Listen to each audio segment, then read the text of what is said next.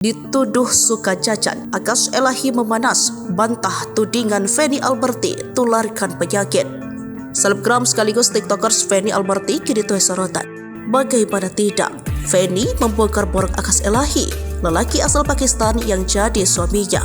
Borok yang dimaksud adalah Akas Elahi diduga sering main perempuan, sampai-sampai Feni kena penyakit akibat kelakuan Akas Elahi. Namun kini Akas membantah tudingan Feni istrinya itu. Feni Alberti bahkan memperlihatkan chat perempuan yang mengaku telah menemani Akas Elahi di Bali.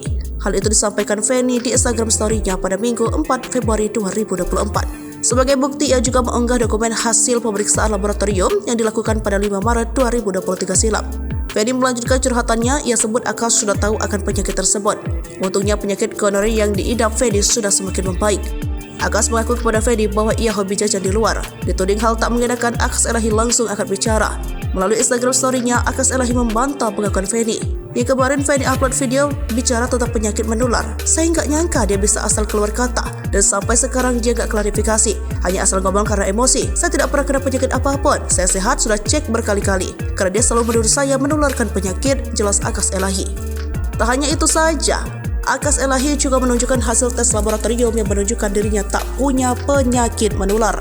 Akas menjelaskan bahwa hasil tes laboratorium yang ditunjukkan oleh Feni yang menyebabkan organ kewanitaannya berbau karena bakteri.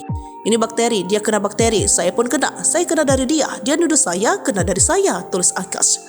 Dirinya menuliskan hal tersebut lantaran Feni kurang menjaga kebersihannya, sedangkan dirinya tak mengetahui produk dan saat disalahkan.